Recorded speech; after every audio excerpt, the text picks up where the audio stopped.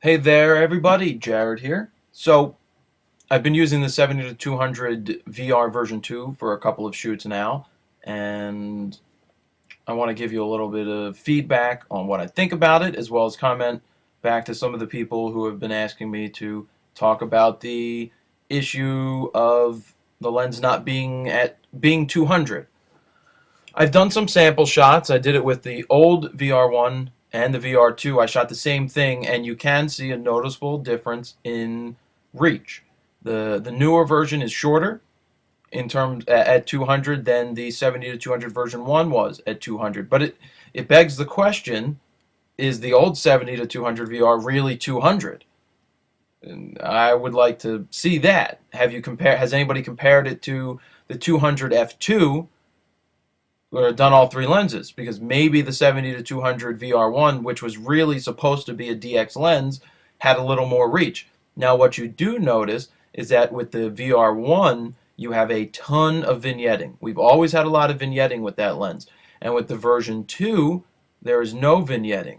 You notice that the image is clear and sharp all the way across, edge to edge at 2.8, opposed to the original one. So, do you want better quality, or, are you okay with something that's sharp in the middle and not so sharp on the edges? So to me, if it has a little less reach, but is sharper all the way across and gives you a better image, then it doesn't really matter. We get these lenses to shoot pictures. We don't get them to analyze them to death and sit there on a tripod and test them against the chart on the wall. The whole point is you use the lens. Whatever it gives you, it gives you. So, yes, it's a little shorter, and you can tell that in the camera, but you know what? It's sharp as hell. It's tack freaking sharp all the way through, and I'm going to show you a sample picture I did in a studio type environment where I photographed a guitar player with his hands on the guitar and the headstock, and it honestly looks like a macro image.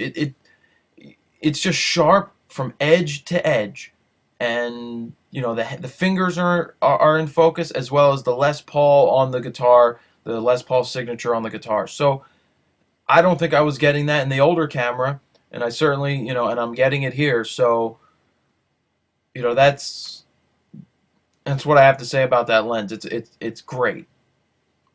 Stop analyzing and go shoot. And that's really what it comes down to. It's expensive. You could pick up a 70 to 200 VR version 1 for about 1,200 to 1,400 depending on condition. I know Alan's camera has about 6 of them. If anybody's interested, give them a call. Alan's Camera and Video. I think it's alanscamera.com. Don't be fooled by the low quality website. In my opinion, save the money, get the better lens. It's 5 years newer, and it's going to be worth it. You want to get the best of the best that you can at the time that's out. You don't want to buy yesterday's technology. That's my opinion on that. So really, go shoot with it. Don't analyze. Go shoot. That's what we get paid to do, hopefully. And if you don't get paid to do it and you like to analyze, then go ahead, keep analyzing. But if you're, a photographer, go and shoot. Whatever the lens gives you, it gives you. So that's about it. Talk to you later. See ya.